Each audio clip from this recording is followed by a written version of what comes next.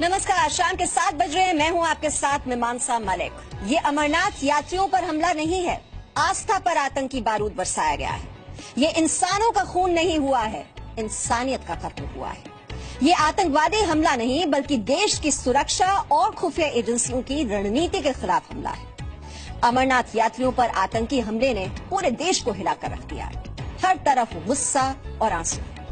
अब वक्त आ गया है कि भारत को आतंकवाद के खिलाफ जीरो टॉलरेंस पॉलिसी अपनाने में एक पल की भी देर नहीं करनी चाहिए। बेगुनाहों पर आतंकियों की गोली बरसने से पहले ही आतंकियों के सीने को छलनी कर देना चाहिए। भोले के भक्तों की हत्या करने वाले आतंकवादियों पर अब गोले बरसाने का वक्त आ गया है। और हम आपको बता दें कि अमरनाथ यात्रियों पर हुए आतंकी हमले से जुड़ी इस विशेष कवरेज के दौरान विश्वसनीयता के सारे मापदंड पूरे किए गए हैं। घटना वाली जगह से रिपोर्टिंग की गई है, खबर की पुष्टि की गई है, इसके गवाह और एक्सपर्ट भी हैं और तकनीकी रूप से भी ये खबर से जुड़ी जो फुटेज है वो सही है। आइए अब आपको दिखाते हैं कैसे और क्यों भारत को आतंकवाद के खिलाफ इजराइल बनना चाहिए।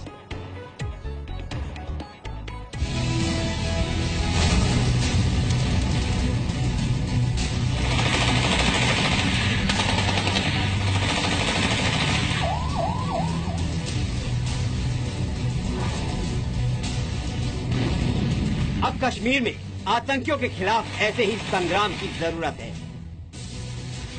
आतंकियों को ऐसी मौत दी जाएगी कि उन्हें कब्र तक नसीब नहीं होगी। कश्मीर के कोने कोने में छिपे आतंकियों पर जमीन से आसमान तक हर तरफ गोला बारूद बरसाने की रणनीति बनानी होगी। भारत को इजराइल की तरह आतंकियों के सर्वनाश का प्लान बनाने की जरूरत है। करोड़ों शिव भक्तों की आस्था पर हमला करके आतंकियों ने अपना साबूत खुद ही तैयार कर लिया है। भोले के भक्तों की हत्या करने वाले आतंकियों पर अब गोलियां नहीं बल्कि बम बरसाने की बारी है। जिस तरह इजराइल ने अपनी धरती से आतंकवाद का पूरी तरह विनाश कर दिया है, उसी तरह भारत को भी कश्मीर में अब इजराइल वाला प्लान बनाना होगा। हर तरफ दुश्मन देशों से घिरे रहने के बावजूद जिस तरह इजराइल की फौजें और पुलिस दुश्मन को तबाह कर देती हैं, वैसे ही कश्मीर के आतंकियों को भी तबाह करना होगा। प्रधानमंत्री नरेंद्र मोदी ने अमरनाथ यात्रियों पर हुए आतंकी हमले की कड़ी निंदा की है। वो आतंकवाद को सबक सिखाने का ऐलान भी कर चुके हैं और इजराइल की धरती पर कदम रखते ही उन्होंने आतंकवाद के खिलाफ हुंकार भरी थी। We are also cooperating to secure our societies against common threats such as terrorism. कूटनीतिक स्तर पर तो पीएम ने पाकिस्तान प्रायोजित आतंकवाद के खिलाफ मोर्चाबंदी की है, लेकिन अब कश्मीर में आतंकवादियों को जड़ से मिटाने के लिए दुनिया की सबसे आक्रामक रणनीति बनानी होगी। धमकी देने के बाद सरेआम शिव भक्तों की जान लेने की हिमाकत करने वाले आतंकियों के खिलाफ सबसे खूंखार हमला करना होगा। कश्मीर से आतंकवाद को खत्म करने के लिए भारत को इजराइल बनना होगा। अमरनाथ यात्रियों पर आतंकी हमला सुरक्षा और खुफिया एजेंसियों के लिए एक बड़ी चुनौती है। आतंकियों ने यह धमकी दी थी कि वो अमरनाथ यात्रा को निशाना बनाएंगे और उन्होंने शिव भक्तों का खून भी बहा दिया। अब बारी सुरक्षा बलों की है। अगर आतंकियों को खत्म करना है तो भारत को इजराइल की उस रणनीति पर चलना होगा जिसे 45 साल बाद भी दुनिया नहीं भूली है। 1972 में इजराइल में ओलंपिक खेलों के दौरान ओलंपिक विलेज में आतंकवादी घुस गए। फिलिस्तीन लिबरेशन ऑर्गेनाइजेशन के आतंकियों ने 11 इजरायली खिलाड़ियों को बंधक बना लिया। आतंकियों ने जेलों में बंद 234 फिलिस्तीनियों को रिहा करने की मांग की। आतंकियों ने इजराइल के 9 खिलाड़ी मार दिए थे। इजरायली खुफिया एजेंसी मोसाद ने हमले में शामिल सभी आतंकियों को ढूंढ कर मार डाला। अमरनाथ यात्रियों पर हमला करने वाले आतंकियों को भी ऐसे ही ढूंढ कर मारने की जरूरत है।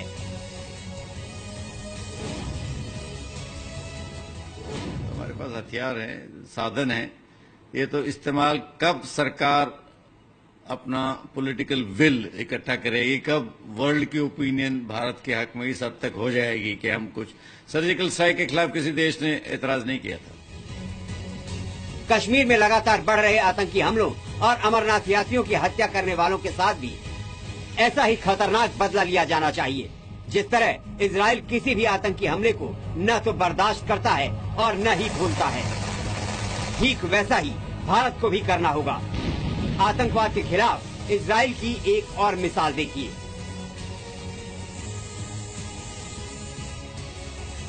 4 जुलाई 1976 को युगांडा के एग्बे हवाई अड्डे पर आतंकियों ने इजराइल के 54 नागरिकों को बंधक बना लिया। आतंकियों ने इजरायली नागरिकों को छोड़ने के बदले कुछ डिमांड की। मांगे पूरी न होने पर बंधकों को जान से मारने की धमकी दी। युगांडा की अनुमति के बिना मोसाद के एजेंट हवाई अड्डे में घुस गए। एग्बे में मौजूद सभी आतंकियों को मारकर 54 नागरिकों को जिंदा छुड़ा लिया। विमान हाईजैक करने की घटना को लेकर दुनिया आज भी इजरायल के ऑपरेशन एंटेबे को याद करती है, क्योंकि इजरायल की खुफिया एजेंसी मोसाद का मकसद सिर्फ दुश्मनों की मौत नहीं, दुश्मनों के दिलों में दहशत पैदा करना था। भारत को भी आज कश्मीर में हिजबुल मुजाहिदीन और लश्कर के आतंकियों में ऐसे ही दहशत पैदा करने की जरूरत है, क्योंकि भारत में रहकर ये आतंकी हमारे लोगों को मौत बांट रहे हैं। कश्मीर में आतंकियों के खिलाफ इजराइल जैसी रणनीति अपनाने की जरूरत क्यों है, इसकी एक और मिसाल देखिए। अडोल्फ आइखमन पर द्वितीय विश्व युद्ध में लाखों यहूदियों की हत्या का आरोप था। युद्ध खत्म होने के बाद आइखमन गायब हो गया। करीब एक दशक के बाद 1960 में ब्यूनस आयर्स के पास मिला। 11 मई 1960 को उसका अपहरण करके इजराइल जाने वाले जहाज पर बैठा दिया गया। इजराइल में उसके खिलाफ मुकदमा चला और सजाए मौत दी गई। साफ जाहिर है, इजराइल जैसा छोटा सा देश आतंकवाद के खिलाफ इतना आक्रामक है, तो आखिर भारत जैसा विशाल देश आतंकवाद को जड़ से खत्म करने की रणनीति क्यों नहीं बनाता। सिक्योरिटी फोर्सेस को फ्री हैंड देना चाहिए जो कि इन आतंकवादियों का सफाया कर सके। डू एंड डाई का वक्त है। यदि हम इस वक्त मिस कर गए तो हमारी आने वाली जनरेशन हमसे सवाल करेंगी कि आपकी कमी के कारण आज देश में यह है। भारत को कश्मीर में आतंकवाद के खिलाफ इजराइल जैसी पॉलिसी लानी होगी। आतंकियों की हर गलती पर उन्हें खत्म करना होगा, जैसा इजराइल करता है। इजराइल ने अपने अब तक के इतिहास में हर आतंकी हमले का भरपूर बदला लिया है, इसलिए उसकी धरती पर आतंकवादी हमले अब इतिहास की बातें हो चुके हैं। आतंकवाद पर भारत को भी इजराइल की तरह जीरो टॉलरेंस की रणनीति अपनानी होगी।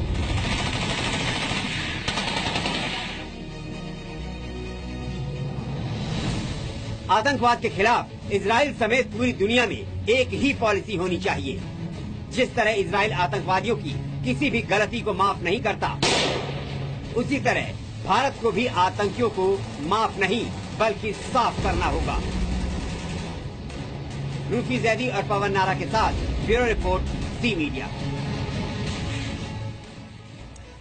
तो अगर इजराइल जैसा छोटा देश आतंकवाद को जड़ से खत्म कर सकता है, तो फिर भारत जैसा विशाल देश आखिरकार क्यों नहीं। और इजराइल में तो अब हालत ये है कि कोई भी आतंकवादी संगठन वहां पर इजराइल के खिलाफ अपना सर उठाने की हिम्मत नहीं कर सकता। जरूरत है तो बस इच्छा शक्ति।